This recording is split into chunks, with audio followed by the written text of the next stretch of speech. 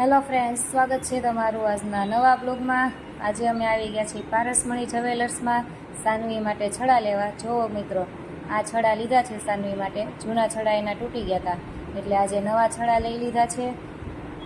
જો બતાવી તો સાનવી, પણ એને ક્યાં શાંતિ છે। ચાલો હવે આવી ગયા છીએ ઘરે, અને આજે હનુમાન જયંતિ છે તો મમ્મી કે આજે બનાવવાની છે પૂરી, ફ્રૂટ સલાડ અને બટેકાનું શાક। તો મમ્મી કે ચાલો હું લોટ બાંધી નાખું છું। મેં કીધું તો સારું, તો હું ત્યાં બટેટા સુધારી નાખું। તો હું બટેકા સુધારવા માંડી છું મિત્રો। મમ્મી એક બાજુ લોટ બાંધે છે। આજે હનુમાન જયંતિ છે એટલા માટે બનાવવાનું છે જમવાનું। જોકે હનુમાન જયંતિ તો આજે છે, પણ આ બ્લોગ મારે મુકાશે કાલે। એટલે હનુમાન જયંતિની તમને બધાને ખૂબ ખૂબ શુભકામનાઓ।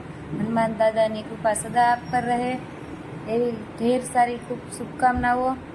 મમ્મી અહીંયા લોટ બાંધે છે, ત્યાં મારે બટેટા હમણાં સુધારાઈ જશે ને હું શાક વઘારી નાખું ત્યાં। મમ્મી હવે લોટમાં લસણવાળી ચટણી નાખે છે। લસણવાળી ચટણીથી ટેસ્ટ સારો આવે છે મિત્રો। હવે મારે શાક વઘારાઈ ગયું છે મિત્રો, તમે જોઈ શકો છો મેં બટેકાનું શાક વઘારી નાખ્યું છે।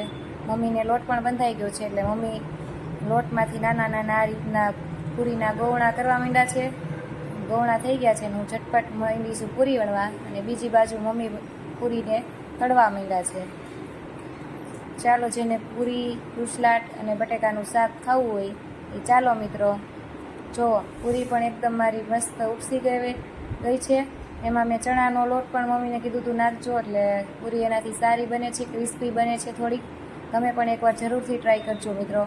જો પૂરી કેવી સરસ ફૂલી છે, ફ્રૂટ સલાડ બની ગયો છે અને બટેકાનું શાક પણ બની ગયું છે।